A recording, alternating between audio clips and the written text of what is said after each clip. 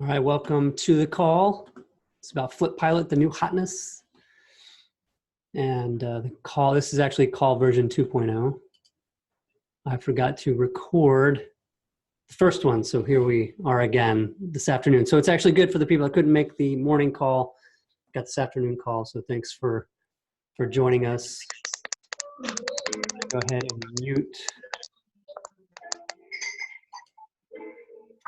Let's see, where's it at?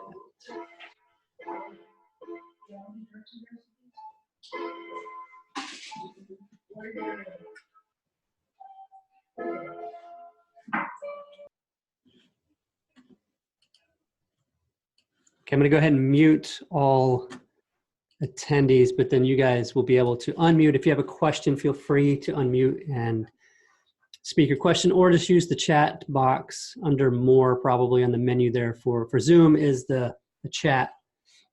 And then just submit a question there on chat. I'll be taking a look at that. And then we've got Ginger. Thank you for joining us, Ginger, on our team, customer experience team, taking questions and stuff like that too. And she's in chat as well as joining this. So let's go ahead and just get started. I want to move through this quickly. We've got a lot to cover with the new FlipPilot. And, just to give you some background about FlipPilot. So if you didn't know, this is FlipPilot 2.0. FlipPilot 1.0 we had created last year, and we learned a ton of stuff from that. And I'm gonna go into lessons learned that also fit for flipping businesses and what we've learned over the last couple of years in our flipping business as well. So it'll be helpful. And the question that starts that is, if you're having fun in your business, are you having fun in your flipping business, your wholesaling business, or whatever business that you have? Are you having fun in it? And, it's like Jim Rohn said, you can kid others, but never kid yourself. And I think a lot of us are kidding ourselves when it comes to what we're trying to do with our businesses. And, it's just something where, we tend to have these goals where we're going to be happy when this happens, when we get to this place. And it's more about, having fun right now and experience, what you're doing and loving what you're doing right now. And that's sort of the idea of what we built FlipPilot around. So if you're dealing with a lot of, frustration and worry and stuff like that, you might want to, figure out what's going on with that instead of just saying, well, I'll be happy when all this stuff gets done. Because we expect things to go a certain way so that we can get to that point. And, we're saying that we won't be happy until X happens. Then we look to others to find out how they got to that point that we're trying to get to. And then we try to just do what they do. But the problem with that is we're not creating the painting. We're just coloring by numbers, right? So we're just saying they did this, I want to do that. And a lot of us fall into the trap of that. That's the trap we fell into sort of with the first version of FlipPilot. Well, we were trying to build this thing that had all these features and all that kind of stuff. And, weren't really, something's missing, right? And that's the creativity, right? And that's how you have fun doing what you're doing, is having the creativity and blazing a new trail. You're not just taking what somebody else did and doing the same thing. And then whenever things don't go the way it did for them, the temptation is to get frustrated, right? To get disappointed. And, this came up at a mastermind meeting recently. My brother-in-law was telling me about, somebody speaking about direct mail and how they had success doing certain things with direct mail. And the problem with that is there's so many variables, right? It's the message that's sent on the direct mail. It's the list that they got, the people that were receiving that direct mail, even the locality. So the city, the people in that city for that list might be different than the people in another city for the same list. It's just all these different variables. And so the problem is that, when we tend to look to other people to show us exactly what to do, we then are saying, well, until I can do what they've accomplished with it, it's not going to be a lot of fun. I'm just going to be like trying to do what they did and experience the same thing. And, that's sort of what we learned with 1.0. We were trying to be everything to everybody and just have more features than the other guys, right? More features than the other software. And it just wasn't good, right? And it wasn't the first time. This is actually FlipPilot 9.0, over the last 10 years. It's been something that we've been trying to create for a long time. So we've learned a lot, and this last year's huge lessons learned, but it all boiled down to that. It's the having fun, being creative, innovative. And, so the problem with 1.0 that we had It was just too confusing, too many features. It was kind of a mess, if I'm honest. And I wasn't happy doing it. It wasn't fun. It was just get this thing done so that we can have success. And had I been honest with myself, we could have changed gears and direction much earlier. So that's why I want to share that here. It helped us produce this innovative software that's not like any other house flipping, wholesaling, lead management software for real estate investors. And so really, really love it. You know, this is one of the reasons why we love it, and why investors are switching over to FlipPilot from other systems is because of this huge difference. You can tell that it was built just from a different, completely different perspective. You know, so it made us reconsider the problems with 1.0, made us reconsider what the hell we were doing. You know, it was just like this blind thing that we get to this point and we don't want to reconsider, you know, changing direction midway through. But because of the change from 1.0 down to 2.0, we changed everything, not just about the software, but our entire company, how we looked at everything, because we wanted to change just, you know, not the software, but how we were doing everything in the company. So we created, this is a hallway in the office that shows our core values on the right and our vision on the left. And those posters are basically, you know, the vision for the company used to be that real estate investors can build a flipping business that can operate without them. And the realization that I came to, because we were trying to do that in our flipping business as well, I was trying to build myself out of it. And, you know, it's one of those things where you got to question, if I'm trying to build myself out of it, then maybe I don't want to be in it. Yeah, I mean, you kind of have to be honest about that, right? Like you have to figure out if that's really the thing. And if it is like something that you still really want to do, find a way to love it. Find a way to get passionate about the marketing or the acquisitions or something, because I think that's where the creativity is, right? When you're not just doing the other thing. My house flipping mentor actually told me recently that when HomeVestors started, you know, the franchises, they came down here to San Antonio and asking him to be one of the first franchisees of HomeVestors. And he saw everything laid out, right? This is like what a lot of people are talking about lately, is having that sort of franchise model where they give you everything. All the processes are in place and all that kind of stuff. And my mentor told me when he saw all that, he said, hell no, I'm not, like, I don't want to do that, because it removes any chance of me to have any creativity. And that's what he found to be so much fun in the business, and why he's enjoyed it to this day, is just because he's making the rules and he's coming up with what he wants to do instead of just following some checklist. And I think there's a lot of knowledge in that. And so the new vision has gone from that over to enjoy life, right? That's what, we don't need to wait years and years and have success and freedom, you know, of having, you know, a bunch of money and stuff like that, to enjoy what we're doing right now. And I think that's very important. That's allowed us to create this new software and, you know, with a bunch of creativity and innovation, because we're not looking to others for how we're going to do it. We're developing it ourselves. These are our core values: simple, focus, love, and own it. This is what FlipPilot is. It's focused, it's simple, it's built for you to love using your software, and then we own our mistakes and our successes. And that's kind of what I'm doing here, is owning just like the mistakes that we made in the past, and then showing you that we didn't give up, that we started and looked at it all and we're honest about what we were doing and changed everything. So we wanted to be different. We decided to not even consider what the other REI software is doing, okay?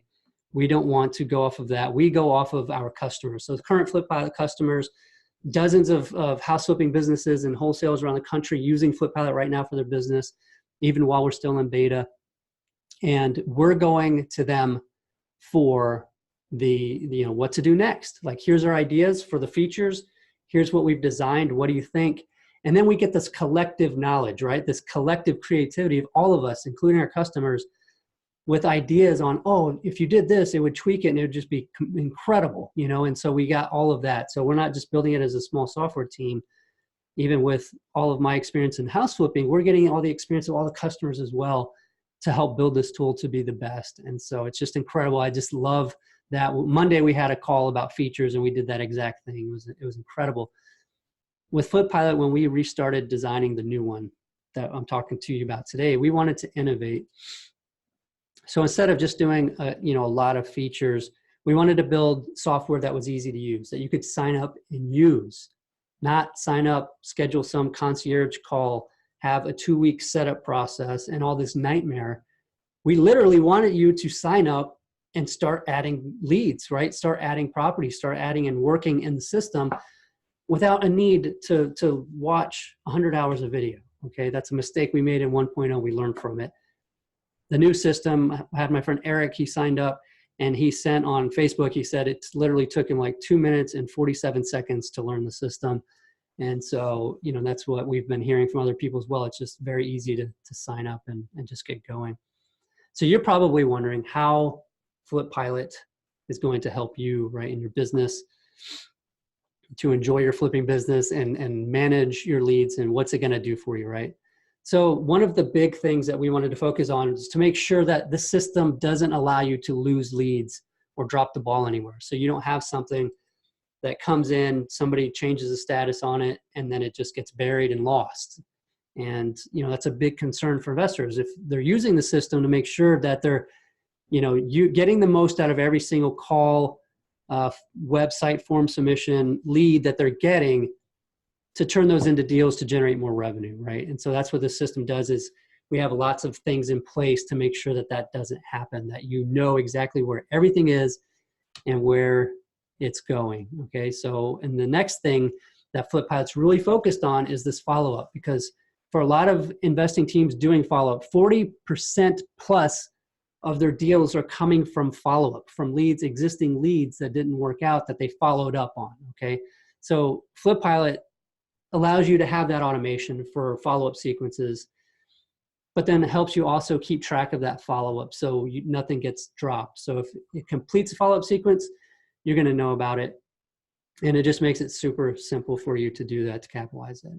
Our own flipping business, I think it's higher than 50% of our deals right now are coming from follow-up. So this is huge. It's also going to help you improve the return on your marketing dollars, because you can track your campaigns, your marketing campaigns, your direct mail, your website stuff, all that kind of thing. You're going to be able to track those numbers and see not just how many leads came in from those, but what the return on investment was. So you can track how much money you made from each deal and then see what your return on investment was for your probate direct mail campaign, your absentee owner direct mail campaign, or your website, or your Google ads, whatever you're doing, you can track this in FlipPilot. You can also keep an eye on what's happening every day, week, month, year, and really see how your business is improving and where there can be some improvement to make so that you get more deals out of the current leads that you're getting. It's a very important thing to focus on as you get your business growing. We also integrate with tools you already love. So if you've got CallRail, we integrate with that, Gmail, Google Calendar, Google Drive, and we're working on more integrations with stuff that you guys love. So that's very cool. Let's take a look, shall we? You guys want to take a look at the actual software and see how you use this. I'm going to share the screen now. Let me get to it here. So this is FlipPilot. And you'll notice right away that you're not coming into a screen that's just showing you stats or showing you a task list, right? Which is pretty different than what most of the other systems are doing, because they focus on tasks. We wanted to innovate, and we actually said, how can we do this without creating workflows and tasks? Now, before you hang up on the call and think, well, I need tasks and workflows, hear me out, because I think by saying we could do this without those, it forced us to innovate and create something that nobody else is doing. And we created this pipeline, which acts as like a workflow that you can completely customize to match your business as you work new leads into deals and all the way through. If you've ever used Trello or Pipedrive, and you like those, you're gonna love this. You know, I've talked to my friend Brandon Turner from Bigger Pockets just the other day, and he was talking about using a bunch of systems and then going back to Pipedrive because it was either Trello or Pipedrive, and said because it was simple, it's all he needed. And so this just does the same thing. It's a great thing, but it's built for real estate investors, house flippers, wholesalers. And it's just very cool because it allows you to see where everything is at a glance. Because what we saw when we were designing a new system was most of the real estate investors I know have a whiteboard in their office where they have the leads and properties that they're working. And none of the existing systems really show them in that way. It show them a task list. And so we wanted to build it to where at a glance, just like a whiteboard, you can see where every property is and where it's at in your workflow. So if you have, these are new leads right here, but if you've got appointments, they would be here. If you have anything under contract here, if you have anything rehabbing, and you can completely customize these. And with the color coding, this is how you know if something needs attention, right? So as you're looking at where everything is in your system, everything is in your business, you're going to know by the yellow or red cards, the ones that need attention, that need work. Okay, this one's supposed to be moving out of here because it's yellow or red, so that you know what needs to be done. You can also assign users to each of these records. So if you have a team, you can invite them onto the system and then have assignments to those users. So what I'm going to do right now is just kind of walk through some use cases. Okay, the first one's going to be when you have new leads come in, what can you do with the system to work those leads? And what I have over here is 4 leads that came in. The first one was from Google Ads, and this one is due in an hour, so it's been here for a little while and needs to be taken care of. This one here was a call. So we have a CallRail integration. So if you have CallRail, which is a great system, and if you integrate that, you can make it to where any call that comes into a number creates a new record here, okay? And so I want to show you, this one came in, and it was through our campaign over here on the left is probates. So it came in through our probates phone number and CallRail. And so it's going to attribute that campaign, that marketing campaign, right to this call. And being that it's a call and nothing else, there's no address here, okay? So if I got that call and I might be on it right now, I could fill this in while I'm on the call. Or if I missed it, I don't have an address, so I can call them back.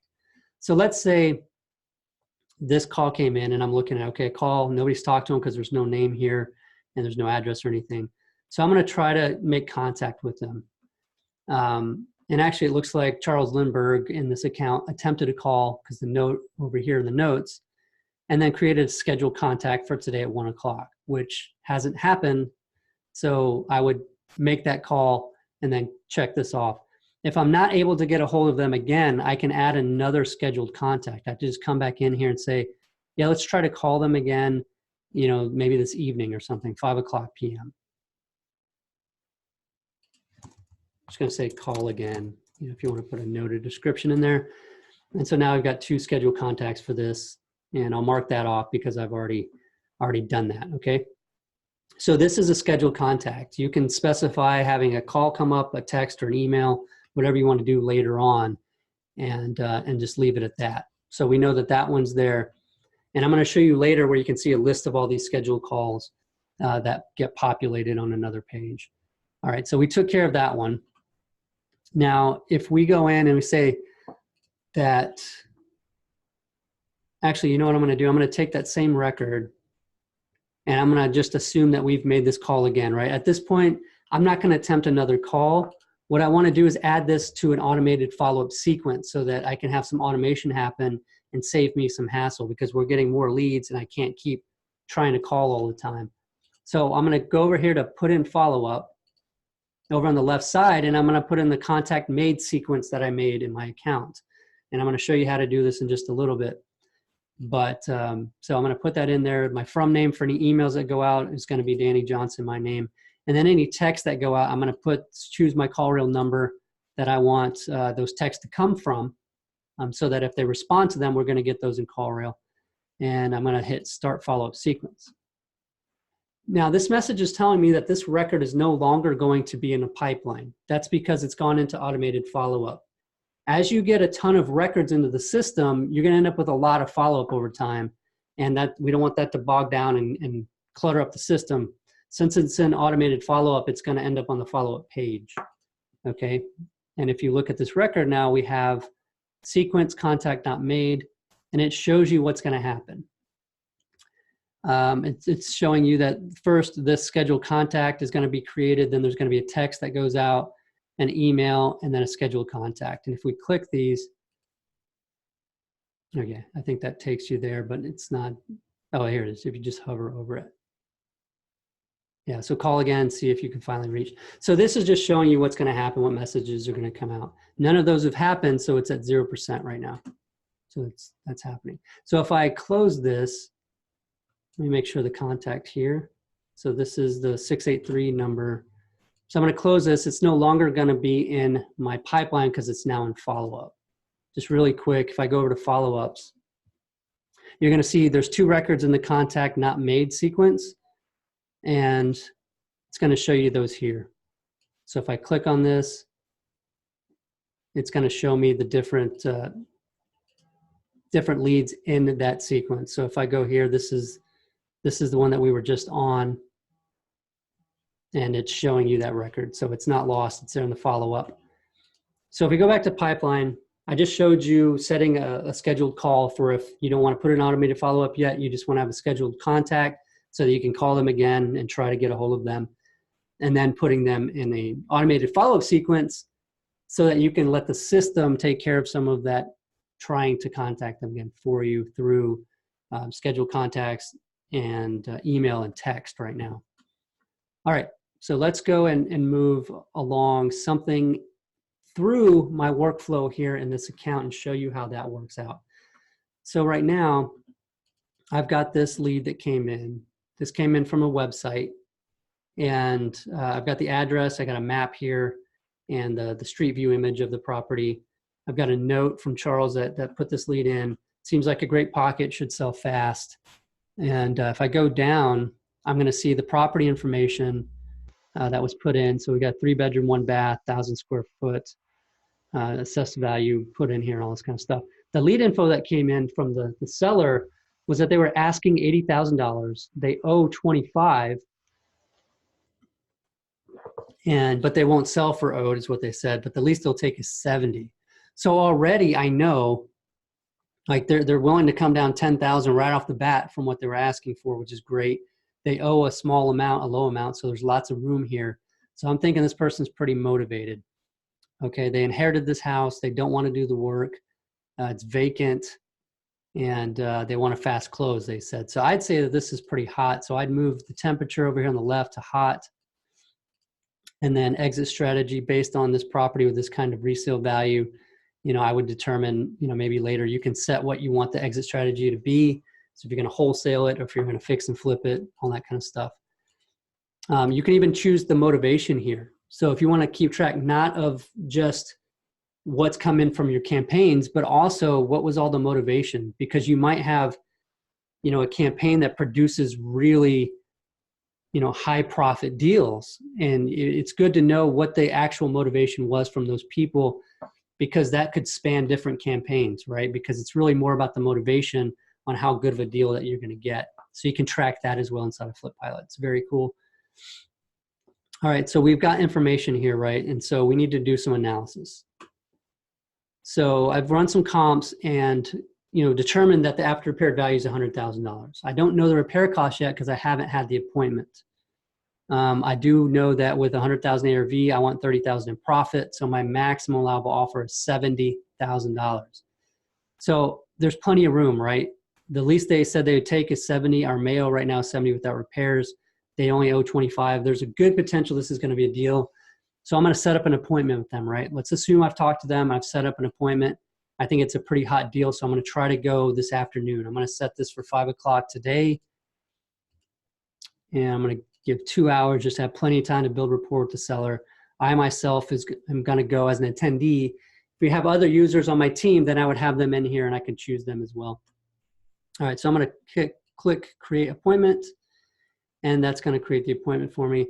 This is actually, since I've integrated this account with my Google Calendar, it's going to also be on my Google Calendar, and I can just click this link to view that, and I've got that open already. I'm just going to refresh it, and I've got my appointment I just set right here in the calendar.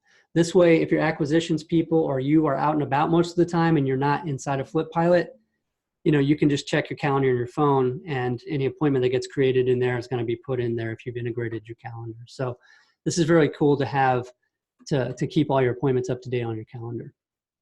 All right, so we've set that appointment, right? So what I'm going to do, since I have that at 5 o'clock today, now if I'm working this lead through here, I'm going to say, well, I've already contacted them, so I can skip that and just put them in appointment set. So that's where it's at right now, right? The appointment is set. So what I'm going to do is I need to choose a required date for this column, because that's what I have set up for the status. I'm going to explain that here in a minute. Okay, so you'll notice it says due in 3 hours because that's when the appointment is. These columns over here, new and contacting, they have a set amount of time that it's okay to be in that I chose. You can change this by clicking edit status and then changing this to however much time you want. Okay, so what that does is the algorithm that FlipPilot has will bubble up the cards based on how long they've been in that status, so you know what needs attention, and it turns yellow when it gets close, like this one that's doing an hour, and red if it gets past that time, right? So at a glance, when you're looking at these cards, you know which ones have been sitting for too long in one status.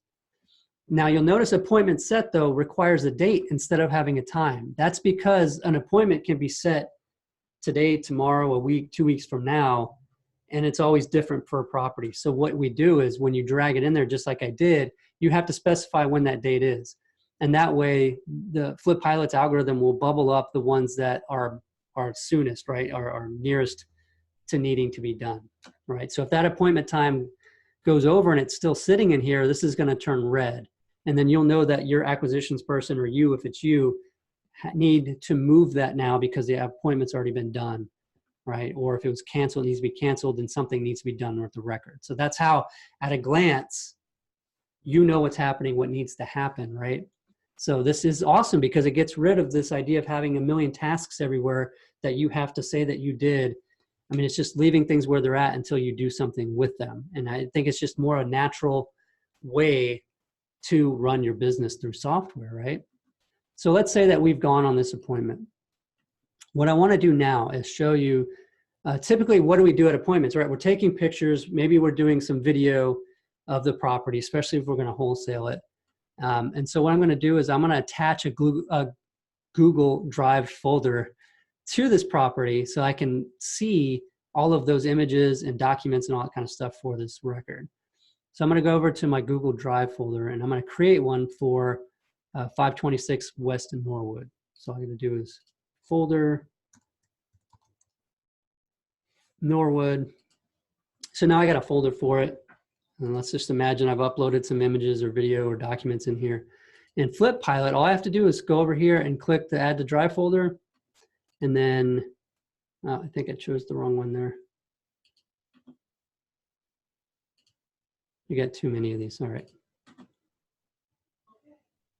So now I'm seeing all of my folders in here since I've attached my drive to this account, and I can see Norwood, and I can just select it and hit select, and now that's attached. Now all I have to do is click this to see that folder appear in a new tab with all my documents. And this is great because you guys control the access and security, and you own all of those documents, images, and media related to the property, but it's tied to the property inside of FlipPilot, so you don't have to go hunting for it. You come into this record and you want to see those, you just click this, the new tab opens, and you see all your files, right? So how cool is that? An important thing to note is if you're using a personal Google Drive account that your team is also using, like you've shared access, if they create folders, they own those folders, even if it's in your account. So it's important to mention that if you're not using G Suite, I highly recommend it. It's Google Suite, G Suite, and you can then make it to where everything created in that folder is owned by you and your company, which is very important. All right, so that's just something to note. All right, so let's say we did that. We've took the pictures. We looked at what repairs are needed. So in the analysis, we can update this and say, okay, that place needed 15 grand in repairs. And so now our new maximum allowable offer is 55,000, okay? So what I'm gonna do is I'm gonna make them an offer. So in here, I'm gonna add my buying offer. Say I made that today. And I started at 50,230 to make it seem like I really crunched the numbers big time. And I'm the one that made that offer, so I'm gonna select buyer, okay? So I'm gonna save that buying offer. And it's going to show up as pending. So unless they've accepted it, it's just going to be pending, right? So at this point, if they say, well, let me think about it, what I'm going to do is I'm going to come up here and do a scheduled contact. I want to call them again. And I'm assuming I saw this at 5, you know, just doing like a future thing to show you how this works through the process. Did they accept offer? And I'm going to set that for, let's let's just say like 8 o'clock or something. You might want to do the next day in this scenario, but so I've got my scheduled contact to remember to do that so that I don't forget, okay? Now, I'm gonna close this. And since we made an offer, we're no longer waiting for that appointment. We're gonna move it over to negotiating, right? And that way we know these are what we're negotiating on. So in the morning, if I come back, I'm like, oh, okay, I gotta make sure that, you know, I check in with them again and see if there's any room here, because I got room to go up. I don't want them, you know, calling other people and all that kind of stuff. I want to work this, and that's the beauty of seeing this right here, right? So that we can do that. And we also have that scheduled contact note that will remind us as well. So this is very cool to do it this way. So let's say that that now we've talked to them again, right? Check that off. I called them and they said, yeah, you know what, we'll do it if you pay us $2,000 more. And so under buying offers, I'm going to say rejected. And then I'm going to add another one. I'm going to say, you know, the next day or whatever, that, you know, they wanted $52,500. And that was the seller saying that. So that's what I'm going to do. And then I'm going to say it's pending, but I'm going to say we accepted it, right? So we got an accepted offer here, $52,500. So this is awesome. We expect to make at that point, since there's an extra $2,500, $32.5, right? So under financials, on the projected profit that we're going to make, I'm going to put that $32,500 just to keep track of what we thought we were going to make, right? So that later, after we've closed it and sold it, we can put the actual and then see data on like how close we're getting to what we're projecting. While we're down here, I'm going to show you the activity log. Also keeps track of all the activity on the record so that you can see everything that's happened. It's very cool. All right. So now that we've got this thing under contract, we're going to move it into the under contract part of our workflow here, or pipeline. I don't even like to use the term workflow. It's really the pipeline, right? And when we do that, something important is going to happen, because if you notice under contract, I hope you can see it, says has checklist, right? So what that is I chose, if I go to edit status here, to make sure that when a property is in the status, that there's a checklist of items that have to be done before it can be moved into another one. Okay, so what I'm saying is, before this gets moved into buying closing, I want to make sure that these items have been done. So if I move Norwood, now that we have it under contract here, you're going to see that now it's got a checklist button that says 0 of 3 items have been done. So if I try to drag this into a different one, it's going to say, no, can't do that because your checklist isn't complete. So I'm going to click OK, and I'll come in here and see, okay, here's my checklist, right? Loan is secured, code compliance has been checked, and insurance has been ordered. I haven't done those things yet, but if I did, I'm ready for closing, right? I've got this stuff. Obviously, you could have more items on there, but we've got that. So we've got it under contract. We're getting ready to close. We've done some things we need to do before closing, and we're good to go to set that closing up. And so once we have the closing schedule, we can move it into buying closing. And like I said, you guys can build as many columns as you want, move these around, build it exactly to the way you like it. This is just how I have it set up in this account. And this is the kind of like the default that comes in when you sign up. And so I'm going to say that closing is next week at 10 a.m. So on the 20th at 10 a.m., we're going to have a closing. That's 7 days. If I hover over this, is going to show me that. And so it's going to be green until the day of or so. And as it gets closer, this will turn yellow, and then it'll be red if it goes past that date and time without being moved, right? If it's still in here. Okay, so now we click here. We still have all the information that we've had for this record. We can see completed checklists. We can see any of the scheduled contacts that have been done in the past, the appointments, all this kind of stuff. It's all still here. Information for a record doesn't end up in different places throughout the system. We keep it all in here. So it's very, very nice and convenient that it's always just right there. And if you notice, as I've gone and scrolled around this and I click on the different records, it comes up, but when I close it out, I'm still right where I was. So this is big because you're not clicking over to all these pages. You're just in one place doing all your work, and you're staying right where you were. right? You're not getting lost. And that was a big problem we had with 1.0, and a big problem with Podio-based systems is that you're going back and forth, and it's just like, it's confusing. You just want to be in one place and hit everything you need to hit. Now, the thing with that is if you have multiple users, you have a team in your account, what happens if they're moving stuff around and you're still looking at this because you're not refreshing this page, right?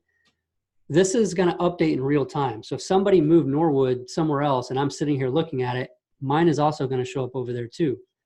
In addition to that, if I'm editing this one, and let's say I'm down here at property information, I'm editing this, and one of my team members goes in and changes bedrooms to 4. Well, while I'm sitting here, that will actually update for me and show 4. So it's really cool so that you're not stepping on other people's toes.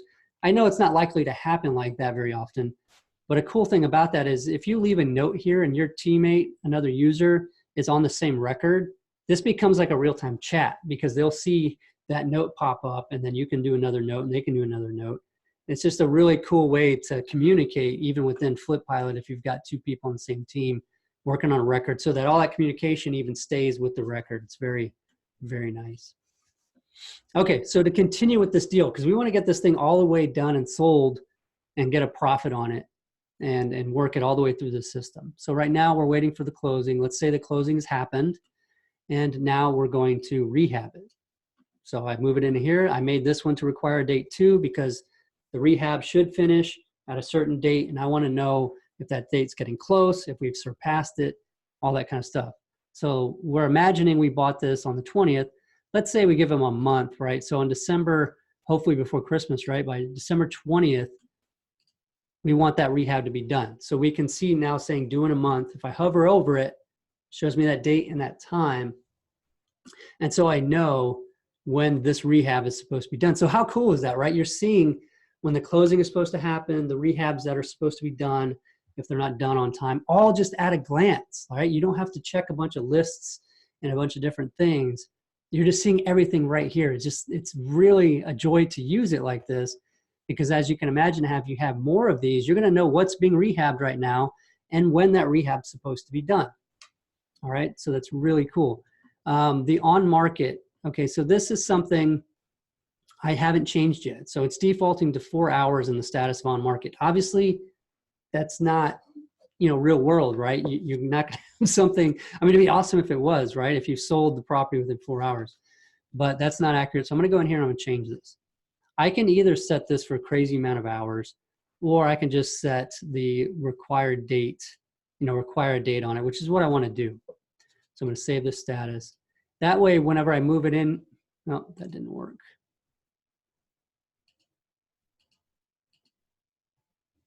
I don't know why that's doing this here. All right, we are in beta, so sometimes some things like this happen. I changed that to 5. Let me change this again, requiring date. And it says it here now, so I'm not sure what happened. I'll check with the team on that. But I did require date on here. And what I'm gonna do is if I drag this over here, I'm gonna say that, the rehab finished on December 20th, right? And I'm gonna say, I wanna go, maybe a month on the market, especially through Christmas and the New Year and stuff like that. Maybe by like the 20th of January, I might want to look at doing like a price change, right? So I'm just gonna do that for this. And so if that comes up and it's yellow or it's red, I'm like, okay, it's been on the market for a little while and I'm gonna wanna do a price change. So that's how you can look at maybe an on-market one, or maybe you just don't want an on-market column in your workflow. You can get rid of it from your pipeline. All right, so once that's under contract, you have an accepted offer to sell the property.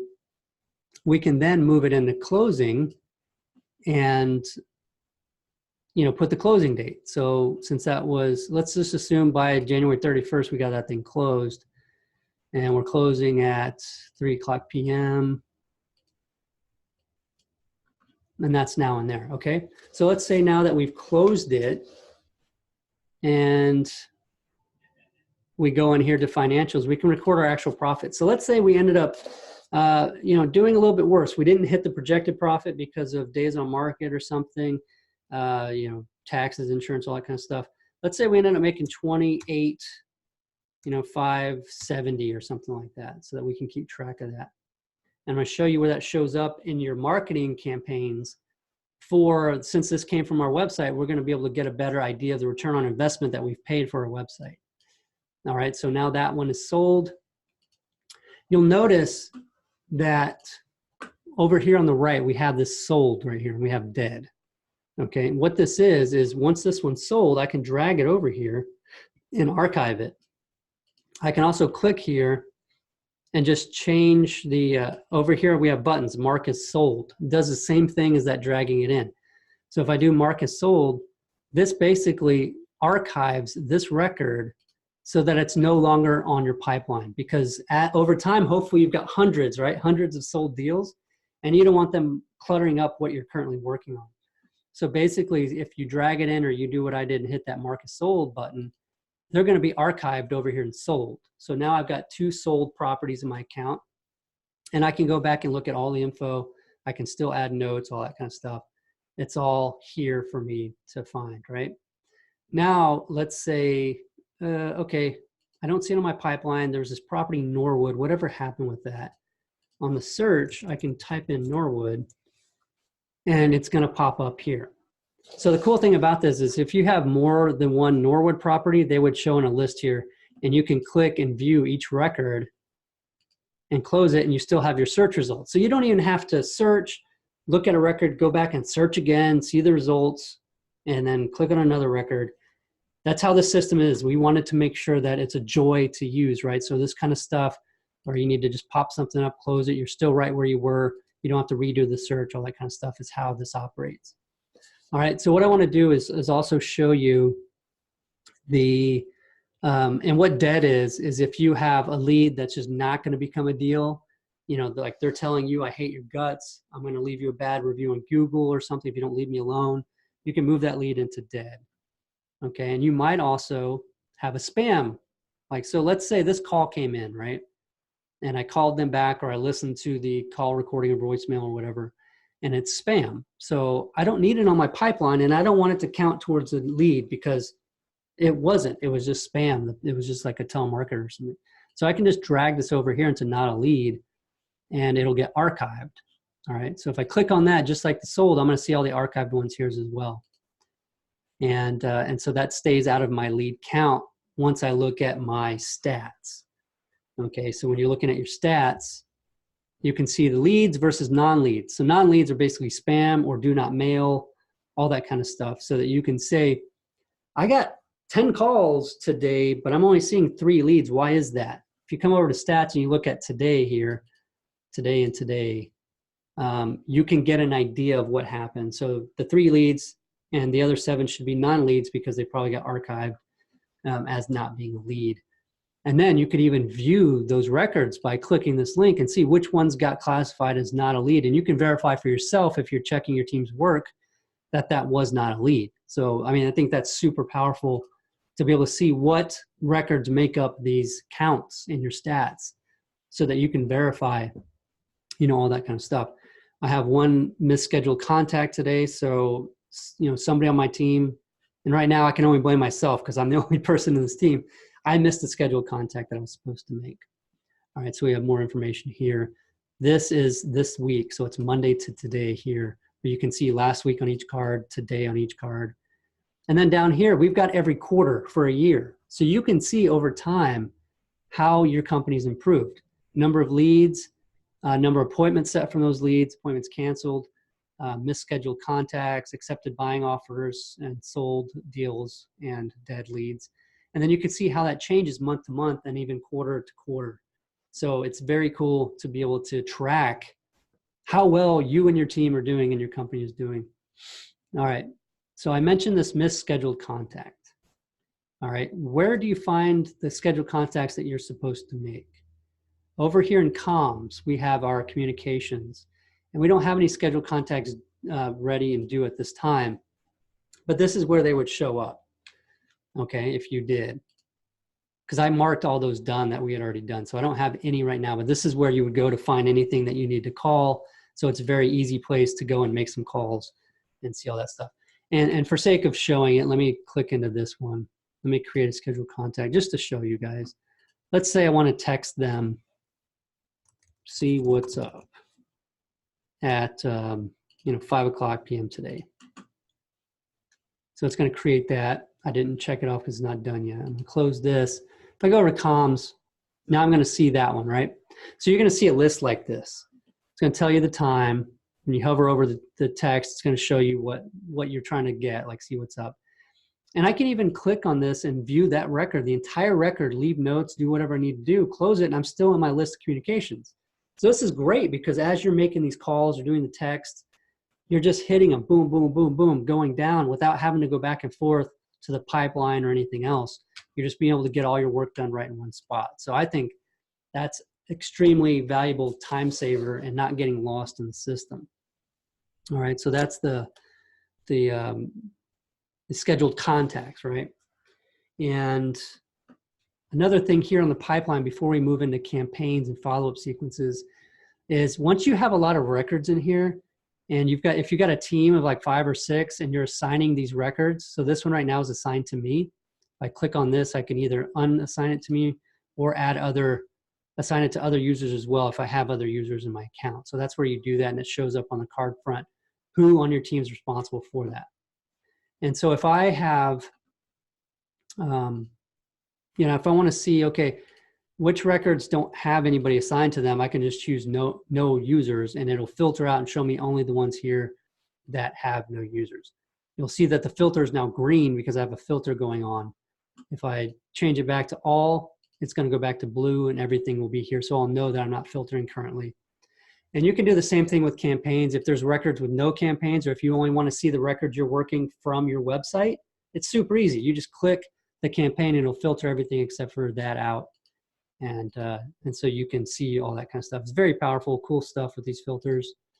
And then find ones that haven't been attributed to a campaign, because then you've got leads that aren't going back to a campaign that should be, because you really want to know where did that thing come from? Like how do we get that lead and deal? Okay. And if you want to know how to manually add a record in here, it's very simple. We have an add button, and pretty much anything in the system that you're going to create, you can do over here from this add button. And so you just click add record. You're going to choose the status to start with, whichever campaign it's from, if you know the property address, contact information, and then who's assigned to it. And then you can create and view it to bring up the record, or just create it and stay working. So if you get a phone call in your middle of working something, you might just want to add this record and click create to stay right where you're at. But if you want to go ahead and create it and view the record, you click that button. So very cool. Next thing I want to show you is the marketing return on investment. So the campaigns. So I created some campaigns here, and if you manage these, you're going to see some information on that. So I've got 2 records right now. I know the front of the card didn't show that. We're updating that right now. But in here, it shows 2 records. We have 2 deals that came through here as being attached to that campaign, my organic website campaign. And I spent, if I look down here, I spent a total of $997. Okay, but projected profits from those 2 records was $137,000, and the actual profits were $113,000. So after we closed those, we recorded those profits. And so this is incredible return on investment of 11,291% of the money that we spent on the campaign. So this is incredible. Obviously, over time, you're adding cost here, and it tallies up and all that kind of stuff. I mean, this is just for sake of showing you. But you're going to be able to see right at a glance what your return on investment was if you keep track of your cost and then assign these campaigns to the records that happen. So like I said, if you get a new lead that came in from a phone call, if you've integrated CallRail, it'll automatically attach that campaign to whatever phone number they called from. So it's a great way to keep track of that stuff. So campaigns is very cool. It's very easy to add a campaign. You can just choose the label, whatever channel. Channel meaning sort of the way that stuff's going out. So if it's direct mail, and then you give the campaign a name under the label, and you can choose the CallRail phone number that you want to attach to it if you want to, so that any calls coming from that number will be given that campaign. All right. And, if you guys have questions at any point in this, we're almost through already, but the chat box there, and you can unmute yourself and ask it. Or if you've got any input or comments, feel free, please, over there in the chat. All right, so I've showed you basically all of this pipeline, the comms, the campaigns, and stats. One thing that we haven't done is the follow-ups. All right, so in the follow-up sequences, I've got 2 that I already made. And you might see this orphan records over here. This is where a record will go once it's finished with the automatic follow-up campaign that it was running through. This way you don't have any records being lost, right? They finished their follow-up campaign. There's no more steps. Where's it gonna go, right? So it's gonna be here so that you know, so that you can either add it to another follow-up sequence campaign, or you can just, you know, call them and then say, okay, this is never going to be a deal, and mark it as dead, right? Because it didn't work out. But if I look into this sequence, contact not made, I'm going to see I've got 4 steps here. And I'm going to see, this is really cool. You can see which records are currently in that step. And then you can click on it and bring it open and check it out. And you can see all the stuff going on, right? You can leave notes, all that kind of stuff. So this is very cool. What we do is we have, you know, if I want to add a step to this, I just click create step. I choose the day offset and it'll place it in the right place. So day 5 at 2 p.m. If I want to do a text, I can put the text in here. I can say sup yo, which is typical for us as real estate investors to say. Still selling. That was a joke, by the way. Still selling question mark. And then I guess that made me seem like a car salesman, right? But I can put from name on there, and since I have from name up here for this campaign is Danny Johnson, that's what will populate. We also have the short codes in here if you like have the property address. So this makes it very personal, right? If I put property street address in, then it's the still selling, and then whatever the property address was for that record. So very personalized, doesn't make it seem automated. It seems like you actually typed it up and put it in there. If I click create step, I now have day 5s right here, and obviously no records right there currently in that one. But that's how you do it. You build these very simply just by doing that. And we even show you how many days the total is, how many steps are in it, and then how many records currently are going through this follow-up sequence. So another follow-up sequence that I created real quick was just offer made unmotivated.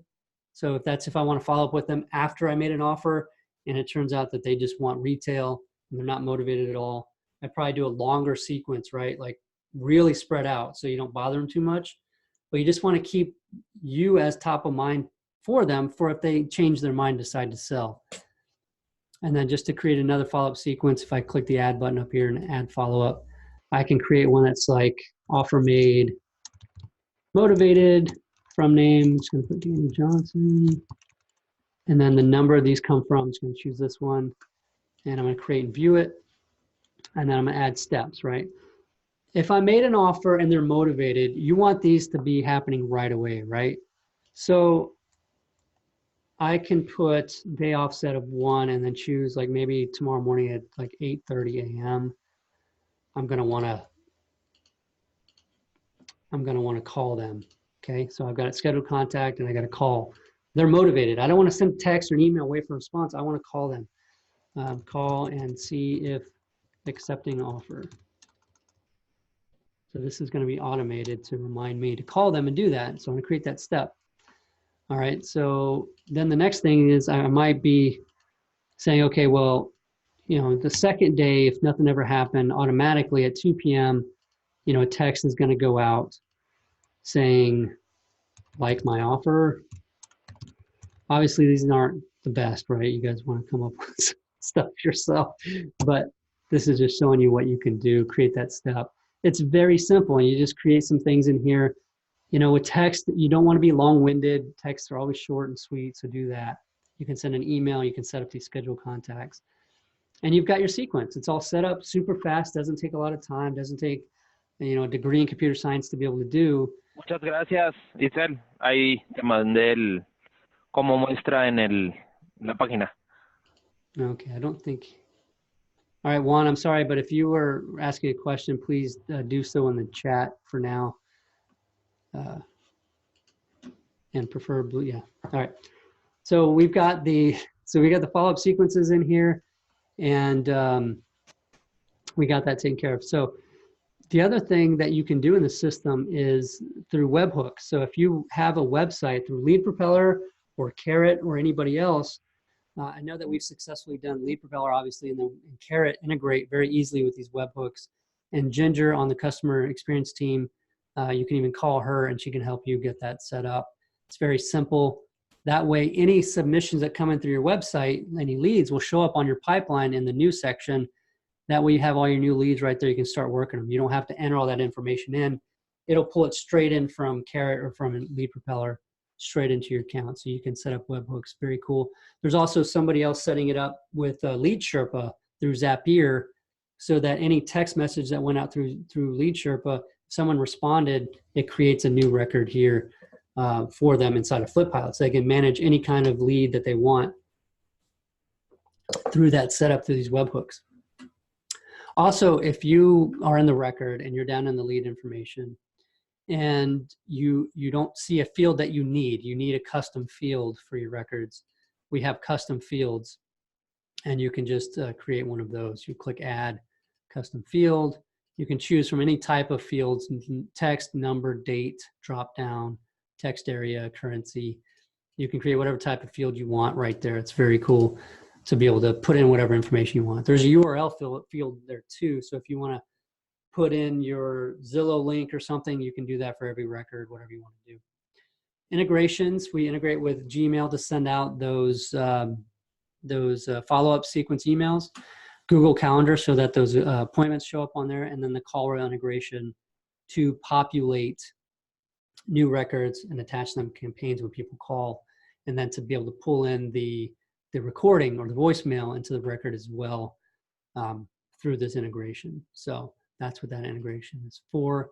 We also have imports. So if you are coming from another system, you have leads that you want to put in here, you can quickly upload those from a CSV file and link up the fields so that you can bring all those records right into FlipPilot very easily, okay? And I think that pretty much sums up the power of FlipPilot. Like I said, you can add new users right here. Just invite users. They'll get an email. They click that and then put in their new password and all that kind of stuff to create their account. And yeah, so that's FlipPilot, and that's really, you know, a lot of stuff that we've built very quickly this time around. We're super excited about. We have a ton of ideas for new features. And like I said before, we're doing calls, Zoom calls just like this with our current customers and showing them our ideas and getting those validated by our customers before we build them, right? So we get that input, all that creativity from all the people. It's just awesome. It's a lot of fun. And so we're looking to have you guys as well join us inside of FlipPilot and take part of this. So I'm going to swap this back over. Actually, before I do that, are there any questions at all right now? I know we had the call earlier, so we don't have as many people on this one. Now, if you guys have a question, go ahead and ask it, and I can switch back to the pipeline if I need to, or to the system again if I need to. But over here, what we did was, you know, we've opened the doors again for FlipPilot beta right now, and we're letting people sign up right now just for the time being. And like I said, dozens of companies across the country are already using this for their business. It's stable and growing pretty quickly. People are switching to it because they love the simplicity of it, right? They just love how easy it is to sign up and use it. And our old system had packages from $247 a month to $600 a month, depending on number of users. With this one, in the spirit of keeping it simple, which is one of our core values now, we have one package with unlimited users. So you don't have to have workarounds to try to keep from having to go to a new pricing because you hired one extra person that puts you over the limit. There's no limit on users. You can have as many as you want in your system. There's only one price. And we made that a hugely discounted rate of $137 a month. I mean, you can't beat that for this kind of power and system, especially when the old one costs that much. So $137 a month right now for FlipPilot, just to grow this beta. As we build it out, we want your input. We want more people in to get more input on these features we're building so that we can build perfect software for our industry based on you, our customer, right? So we want you to be a part of something special. This is really going to change everything. Nobody else is building like this. They're not building in an innovative way with an idea and then trying to just figure it out instead of copying what somebody else did. It's time to enjoy this business and enjoy life and love your software. So if you're frustrated by your current system and you just want something that you actually like using, then FlipPilot, you know, I just ask you to give that a try. I think you're going to like it a lot. The people that are using it now love it, and we'd like for you to join us. And so it's open. If you go to flippilot.com, flippilot.com, you can click on the orange button to sign up for beta, which will get you right in, and you can start using a system, using the pipeline, putting your leads in, all that kind of good stuff. So I appreciate you taking the time to watch this. And like I said, don't forget, like if you haven't sat, like if you've not been having fun in your flipping business, you might want to sit down and figure out why. Is it because you're trying to accomplish what somebody else accomplished and just trying to do step by step exactly what they did? Or are you having fun and being creative in how you're approaching your business? And you know, I just urge you to take a look at that and be honest with yourself, because it's helped us tremendously. I wasn't before, and I was miserable. I was miserable. I was downright miserable in creating the system before. But now that we're doing it this way, it's just a lot of fun, right? And there's no point where I'm thinking now that the end goal has to be here before I'm going to have fun with it or have, you know, excitement about it, because it's more about what we're doing. Like it's this thing that we're doing right now that's pleasurable and just, you know, it's a joy to do, and we just love doing it. So you can do that with our flipping business as well. And so I just urge you to do that. So thanks again for being on the call. This one's being recorded, be sent out to everybody that was joining as well. So if you have any questions, I'm going to leave it just for 1 minute, just in the chat box there. You can ask some questions.